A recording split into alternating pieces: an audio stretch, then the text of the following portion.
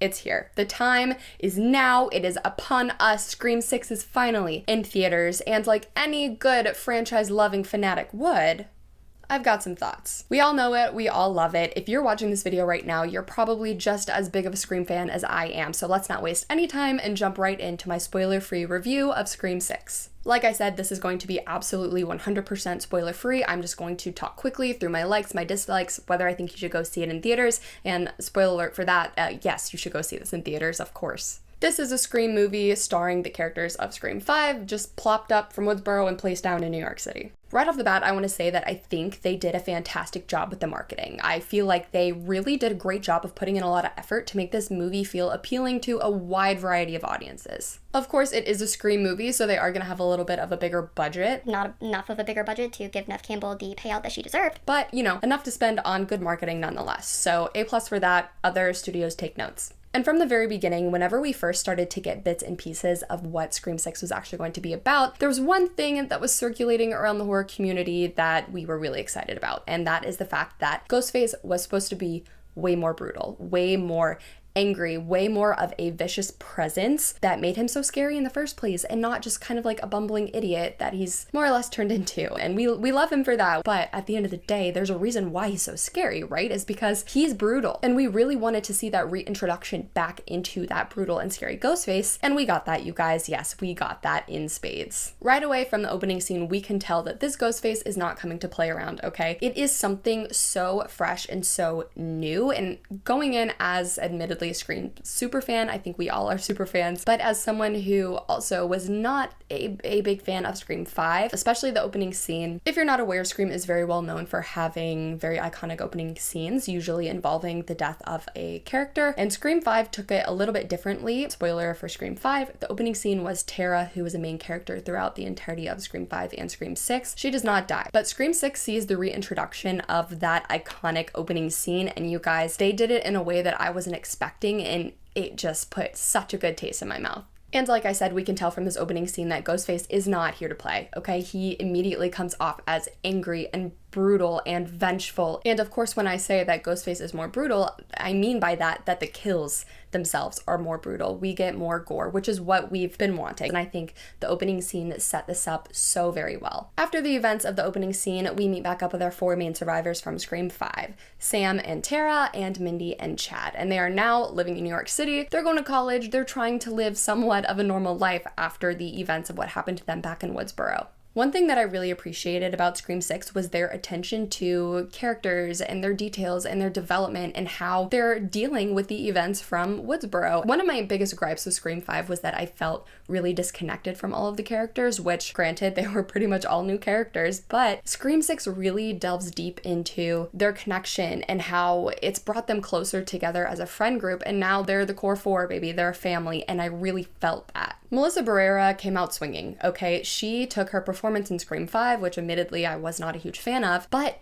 she really developed the character of Sam Carpenter and emotionally attached us all to her and to her struggle and to what she was going through and feeling because of the events of what happened in Woodsboro. And I think that was a really smart decision. I almost felt like bits and pieces of Sydney and Sydney's personality was shining through the character of Sam, and I think Melissa Barrera did that very, very, very well. The setting of New York was so new and different and really gave it a breath of new life that the franchise was so very badly needing. Melissa Barrera, Jenna Ortega, Jasmine Savoy Brown, Mason Gooding as their characters, as the core four, baby, core four, they were excellent. They really did such a great job of developing their characters. And while obviously everyone does give a really great performance, there's one standout character for me, and Mason Gooding as Chad is just... there are no words. And I feel like he brings something to the franchise that we haven't necessarily seen before. It's almost like a Dewey energy in a very different way, and I just think he does a great job. They all do a great job, honestly. Everyone's performance in this movie is really good. But of course, you guys, like any other movie, and especially this one, since I am such a super fan of the franchise, I'm going to be a little bit more critical, and please let me just say, in the grand scheme of things, my opinion doesn't really matter. These people made a movie that they're proud of, and that so very obviously shows. And if you love this movie, I'm so glad. I'm so glad that you had a great experience with it. I had a great experience with it. I loved it more than Scream 5. Do I think it's game-changing for the franchise? No, but I highly encourage you to go check this out in theaters, support it. Just please know this is my opinion and I'm a very little person in a big world of people. So let's talk about some things that I have issues with, spoiler free of course, starting with Kirby. Like everyone and their mama, I was so excited to see the return of Kirby. She was such a standout character in the franchise, and I was excited to see how they were going to include her in the storyline. And while she gives a great performance and her presence is very known, I do feel like you could have just taken her character, picked her up, plopped her out of the movie, and it really wouldn't have made a difference. I wish they would have made her character a little bit more integral in that way, but nevertheless, it was great to see her back on screen. Next, something they struggled with in Scream 5, in my opinion, was the writing, and unfortunately they struggled with that in this movie as well. I think they're trying to go for a Kevin Williamson type script, but you're not going to be able to achieve that unless your name is Kevin Williamson. One of the biggest pieces of feedback I've already seen for Scream 6, and something that I very much agree with, is that some of the dialogue is absolutely ridiculous, all right? These characters are making jokes seconds after somebody important to them has been gutted right in front of their faces. It just doesn't really make sense, and that really took away from the tension that this movie was building. Granted, yes, Ghostface was more brutal and we felt that energy radiate off the screen, but part of brutality is seeing the reaction to that brutality. And whenever you have a character who's important to another character be brutalized on the screen and then there's a joke made about it, does not really compute, and I really think that's something that they need to work on moving forward. Granted, they don't give a fuck about my opinion, but that's just my opinion. And I'm sure you can argue that because of the events of the last movie, maybe those characters are a little bit more desensitized to that kind of violence, but I just don't think that's a valid argument. Also, I don't know if it's people really like creating such solid fandoms for some of these characters that the writers are scared to kill them off. I think they're honestly scared of killing characters. That doesn't make sense when I say it out loud, but like, why is a character being stabbed in one scene and then is up running around in the next scene? It doesn't really make sense. Last thing I will say in this video is that I do think it was way too meta once again. I know that's like a thing for the Scream movies, but sometimes they can just overplay it, and I think they did. I am saving my biggest piece of criticism for the spoiler review because that will probably end up being a big long rant, and I'm not going to get into this now. And yes, it probably is involving the one character that I have not mentioned in this video whatsoever. But I do want to say something. I have learned to temper my expectations when it comes to reboots, requels, sequels, whatever the fuck you want to call them, of horror movies that I am very much attached to. No matter how much we hope for it, we are never going to have that same feeling about a sequel that we did when we watched the original that is so beloved and just upholds itself so well. It's just not going to happen.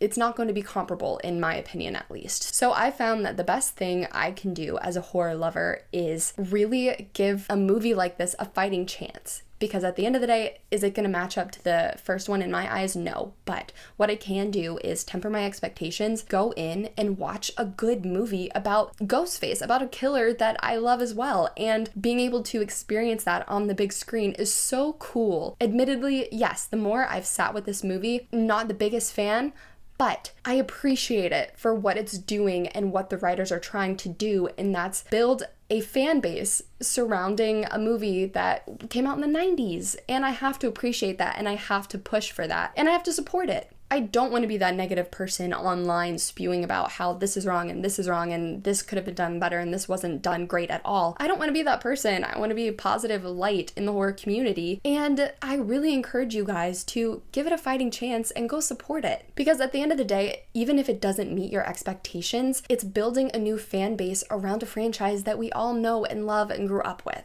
So my advice to you guys is go see it in theaters. Have a great time watching Ghostface kill people on screen because that's what it's all about, right? I'm gonna give Scream 6 3.5 out of 5 stars because of the reasons that I just talked about, and I'll get more into those reasons, especially in my spoiler-filled review. I really have learned to love these new characters, and I'm really excited to see what Scream 7's gonna bring us. I hope you guys check it out, and I hope you guys enjoy it, but let me know your thoughts down below, and until next time, stay creepy.